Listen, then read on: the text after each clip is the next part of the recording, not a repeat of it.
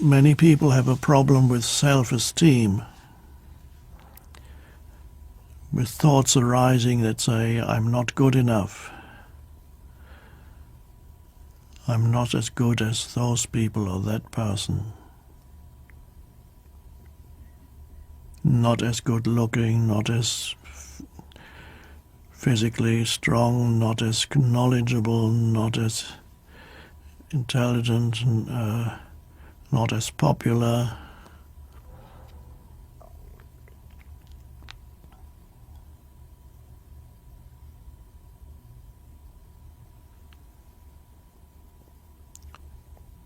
But when of course you could work on self-esteem on the level of the person with limited success, some success, yes.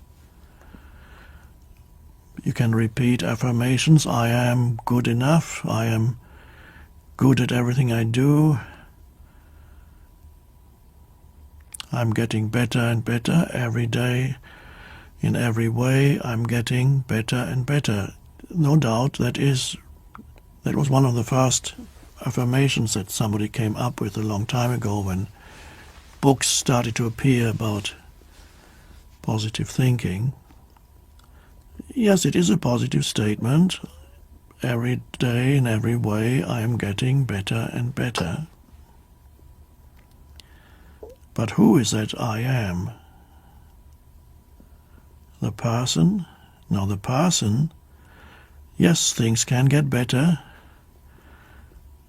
and then they get worse, and then they get better again, and then something else happens. So the person exists within the polarities of gain and loss, good and bad, up and down. That's inevitable. There's nobody who can continuously be successful. The life will put obstacles in your path of different kinds. That's how it is.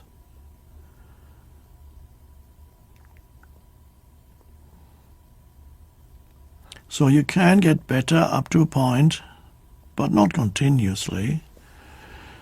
There are polarities, but there's a deeper dimension in you that exists beyond the polarities of good and bad, gain and loss. This dimension is not dependent on the polarities, good and bad, gain and loss. That's a transcendent dimension.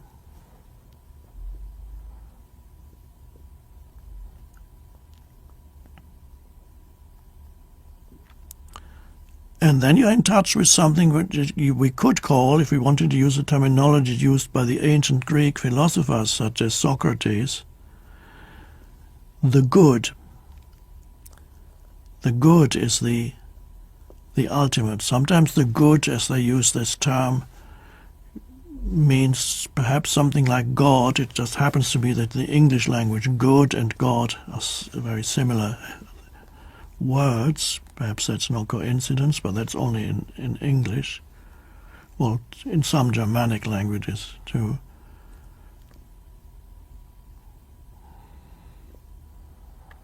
So you feel there is a good deep down, a something. It's not something, let's just call it something. Language always refers to things. Something that is beyond the polarities. That there's a good that's also even there, even when you're experiencing great loss. And sometimes, particularly at those times, when you experience great loss, you feel that which is beyond.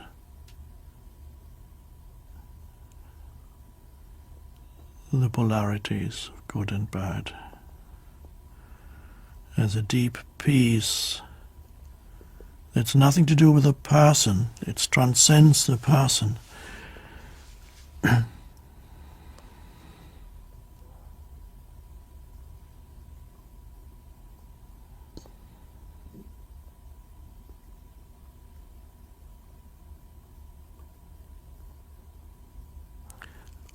But when there's no cessation in the continuous stream of thinking, then you're unaware of that dimension.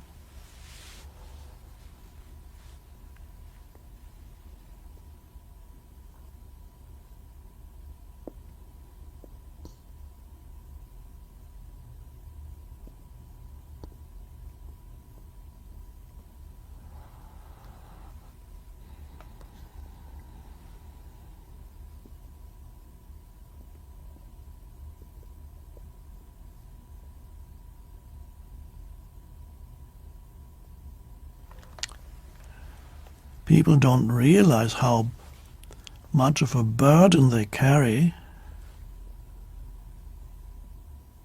through overthinking,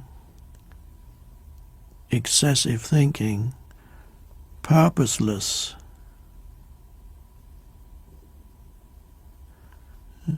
How many people are making themselves unhappy continuously through unconscious mind activity, judgments, interpretations, negative interpretations of themselves, of other people, of situations.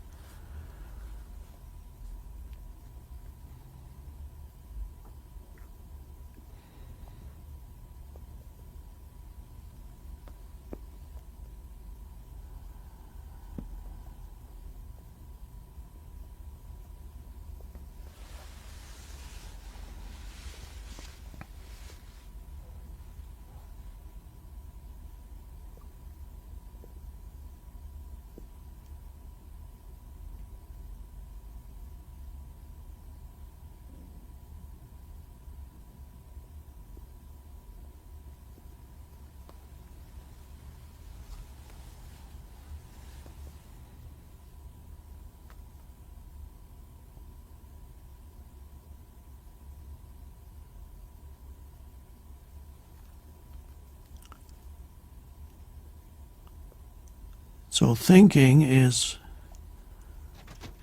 perhaps the greatest addiction for most humans.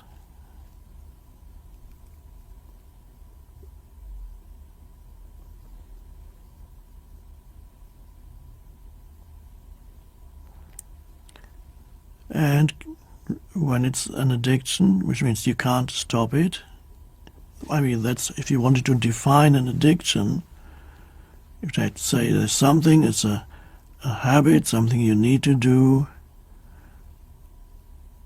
and you no longer have the ability to stop. It is stronger than you, or seems to be stronger than you.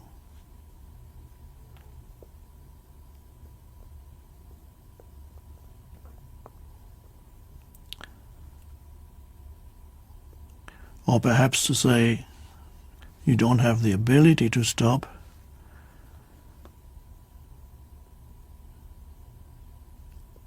perhaps one could say you no longer are willing to stop. Perhaps you have the ability,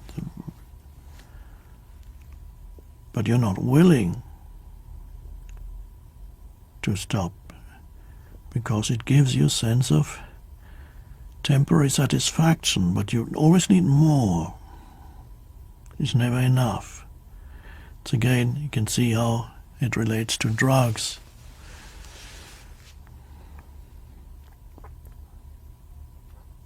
That type of thinking, which is most of thinking, is not useful. It's harmful.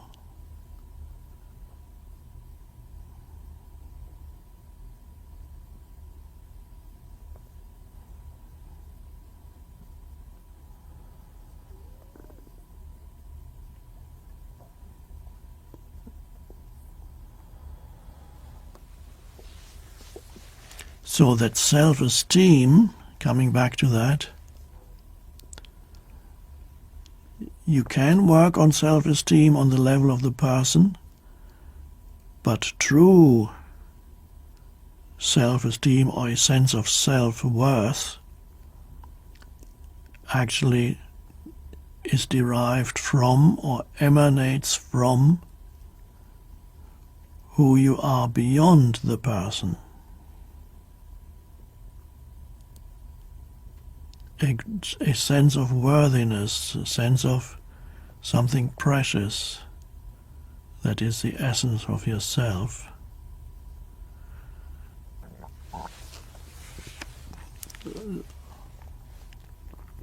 That has nothing to do with the achievements, the successes or failures of you as a person. Something beyond that. That's not touched by the ups and downs of your everyday existence as a person.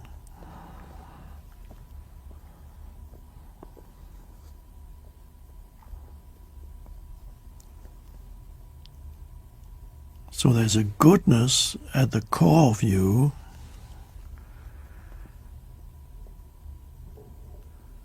that has always been there.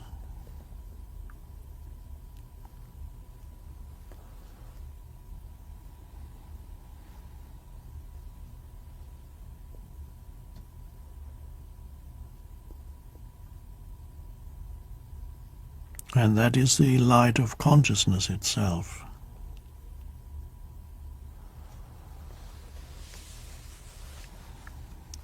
When you realize that, not intellectually but experientially, here and now,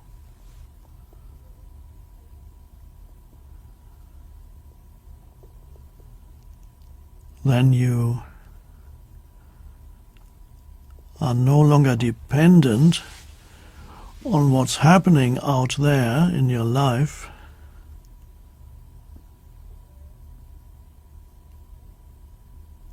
for your sense of worthiness or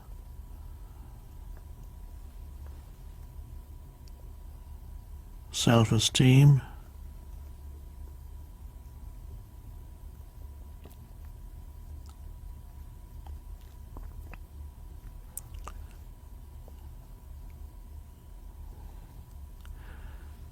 You regularly hear about people who have achieved fame or fortune and then experience a reversal.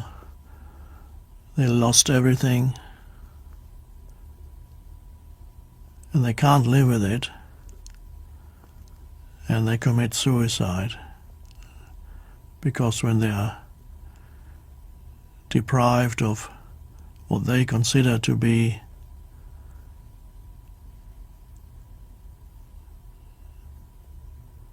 the basis for their sense of self, there's nothing left of them. All sense of worthiness that had rested on your worldly success or your finances, that sense of worthiness suddenly disappears with the disappearance of your money or fame. And so you often read of people jumping out of the windows or whatever they do when they lose everything. When there was a big crash in the 30s, it was famous, many people in New York, probably particularly Wall Street, jumped out of their windows. They couldn't stand it anymore, having lost everything.